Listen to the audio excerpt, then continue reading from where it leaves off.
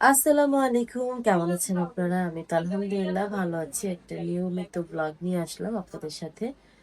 আহ আজকে শেয়ার করবো আপনাদের সাথে আমার আমার প্রতিদিনের রুটিন আর কি, আমি কখন কি করি।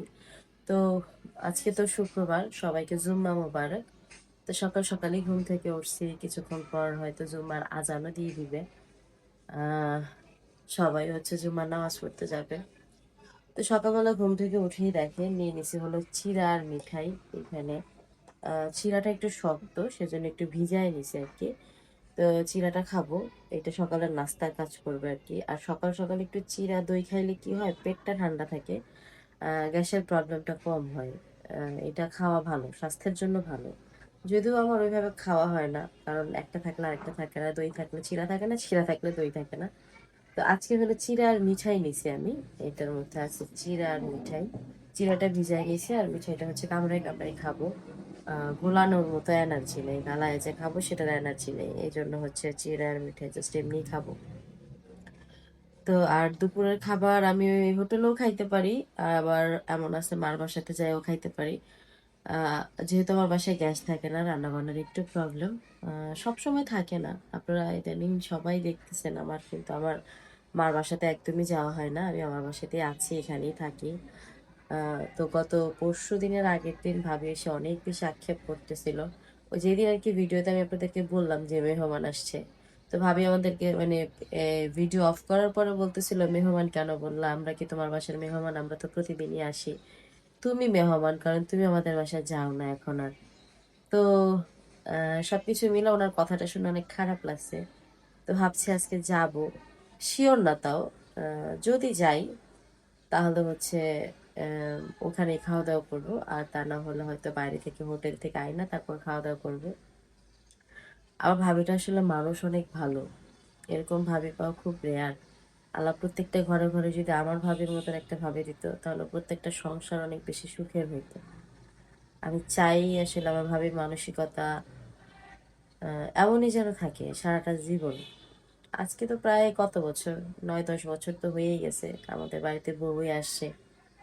তো তারপরও সব দিক থেকে আলহামদুলিল্লাহ, মানে খুবই ভালো মনের একটা ভাবি পাইছি। মাশাল্লাহ, শুরুর দিকে আরো ভালো ছিল, এখন তো দুইটা বাচ্চা হয়েছে, অধিকারের জায়গাটা অনেক বড় হয়েছে, তারপর নিজের শক্তিটা অনেক বেশি বাড়ছে। একটা হয় না, মিশতে মিশতে একটা হয়েছে। আহ তো সবকিছু মিলা অনেক ভালো, আলহামদুলিল্লাহ। আল্লাহ পাকের কাছে অনেক অনেক অনেক শুক্রিয়া যে আল্লাহ এমন একটা ভালো মনের ভাবে মিলাই দিছে। শুধু তো আসলে ভালো ভাবি হইলে হয় না, ভালো ননদ হইতে হয়, ভালো শাশুড়ি হইতে হয়, ভালো সবকিছু সবকিছু ভালো হইতে হয় আসলে। তো এখনো পর্যন্ত ভালো ছেলের বউ আছে, এখনো পর্যন্ত ভালো ভাবি আছে। আহ আর ভালো বোন সে, এটাও আমি জানি, ভালো খালা, কারণ তার ভাগ্নিরা, তার বোনের মেয়েরা তার অনেক বেশি পছন্দ করে। আহ ভালো বউ সে, কারণ তার স্বামীর প্রত্যেকটা বিষয়ে সে খেয়াল রাখে। স্বামীর কি প্রয়োজন, স্বামীর কি অপছন্দ পছন্দ, সবগুলো সে নোটিস রাখে। সে ভালো মা, কারণ সে তার বাচ্চাদেরকে অনেক ভালোবাসে। অনেক যত্ন করতে পারে না, কিন্তু ভালোবাসে। বাচ্চাদের অনেক শাসন করে না, মানে করে না বললেই চলে শাসন। আহ তবে তার সন্তানরা তাকে অনেক ভালোবাসে, পছন্দ করে, প্রত্যেকটা সন্তানই তার মাকে ভালোবাসে, পছন্দ করে। তবে ভাবিটা একটু আলা ভোলা, বাচ্চাদের ওইভাবে টেক কেয়ার করতে পারে না, ওইভাবে যত্ন করতে পারে না। তারপরেও যেমন আছে, আমরা অনেক হ্যাপি আমার ভাবিকে নিয়ে। আল্লাহ পাক তার মানসিকতা সবসময় এরকম রাখুক। সবাই দোয়া করবেন ভাবির জন্য। আর আমার মনে হয় আমি এখন নাস্তাটা খেয়ে আহ এমন আছে দুপুরবেলা হোটেলেও খাইতে পারি, জানি না, যাই হোক শেয়ার করবো আপনাদের সাথে, হোটেলে খাই বা ঘরে খাই শেয়ার করবো। তো সবাই সাথে থাকেন, দেখতে থাকেন। অনেক কথা বলে ফেললাম আপনাদের সাথে।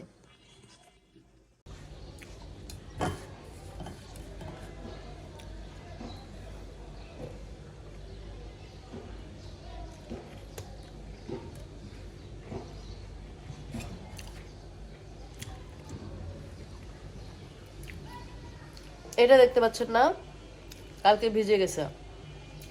এই জন্য মা হচ্ছে যেভাবে দাঁড় করে দিয়ে গেছে, যাতে এই যে আমার এই ঘরে কিন্তু রোদ আসে, যাতে রোদের তাপে শুকায় প্লাস ফ্যানের বাতাসে শুকায়, এই জন্য মা রেখে গেছে।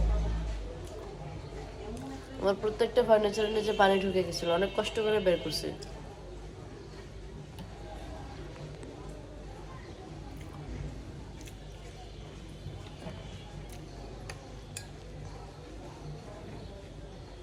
আখের গুড় দিয়ে চিরা ভেজানো মজা লাগে।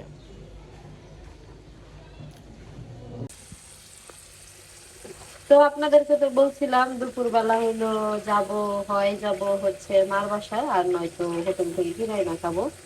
তো হোটেল থেকে কিনাই না খাওয়া হয় নাই, কারণ খুব একটা জরুরি কাজ চলে আসছিল। সেই জরুরি কাজের সমাধান করতে যেয়ে আর হোটেলে যাওয়া হয় নাই, আর মার বাসাতেও যাওয়া হয় নাই।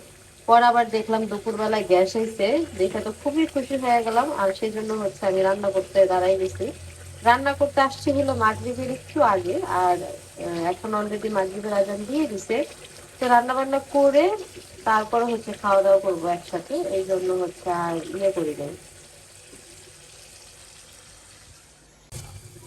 তো তরকারি রান্না করা শেষ, এখন হলো ভাজি রান্না করতেছি, দুধের ভাজি করতেছি। এখানে আমার ঘরে হচ্ছে বড় বড় চিংড়ি মাছ ছিল, ওইখান থেকে একটা চিংড়ি মাছ একদম ছোট ছোট করে কেটে দিছি, যাতে করে ভাজিটার স্বাদটা একটু বাড়ে। যেহেতু আমি একা মানুষ খাবো, একটু ভালো করে মানে খাবারের যদি স্বাদ না আসে তাহলে তো আসলে ভালো লাগবে না, সেই জন্য হচ্ছে এই ব্যবস্থা আর কি। তো কারা কারা ধুন্দুল ভাজি চিংড়ি দিয়ে খান আমাকে একটু জানাবেন, আর তারা কিভাবে করেন সেটা হচ্ছে জানেন। আমি আমার মতন করে করলাম। আর এখানে হচ্ছে আম ডাল হচ্ছে।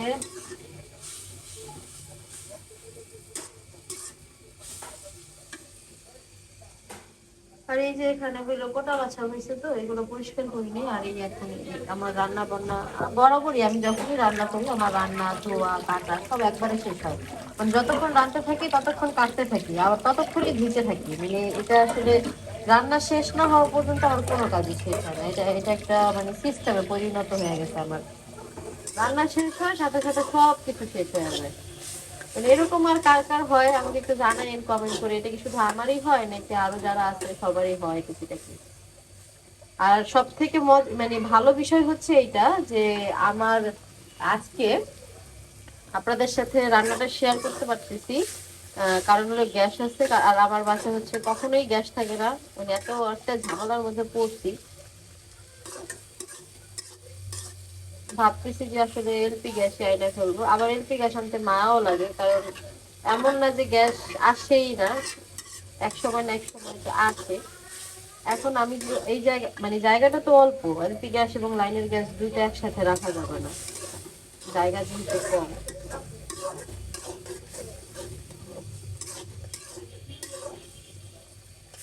দেখা যাক কি হয়, যেটাই হয় সেটা তো অবশ্যই আপনাদেরকে জানাবো, আপনাদেরকে জানাই তো সবকিছু করি।